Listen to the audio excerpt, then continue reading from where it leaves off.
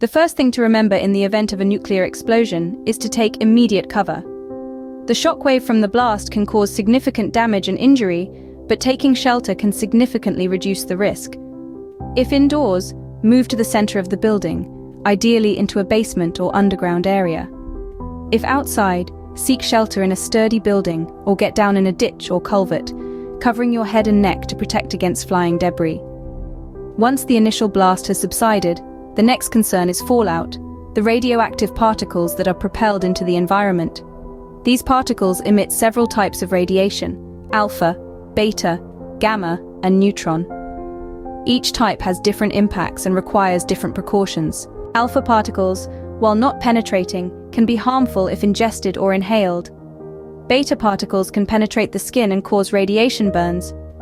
Gamma rays are the most dangerous, penetrating deeply into the body and causing severe damage to internal organs. Neutron radiation, on the other hand, can make other materials radioactive. To protect against these types of radiation, it's crucial to stay indoors and limit exposure. This is where the 7-10 rule of thumb comes into play. This rule states that for every 7-fold increase in time following the blast, the radiation intensity decreases 10-fold. So after 7 hours, the radiation is only 1/10 as intense, and after 49 hours, it is 1/100th as intense. But what if you can't stay indoors? In that case, make sure to cover as much of your skin as possible. Wear eye protection and use a respirator if available to limit inhalation of radioactive particles. Once it's safe to leave the shelter, avoid contaminated areas and items. Use a Geiger-Müller counter, if available, to check for radiation levels. Now, what about after the event? The first step is to decontaminate. Remove and bag your clothing, and shower thoroughly to wash off any radioactive particles. Seek medical attention as soon as possible, even if no injuries are apparent.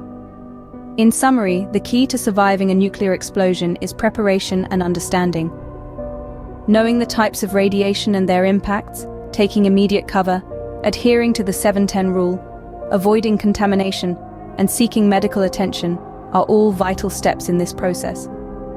It's a sobering topic, but in the unlikely event of a nuclear explosion, this knowledge could make a significant difference. Remember, knowledge is power, and in this case, it could be the power to survive.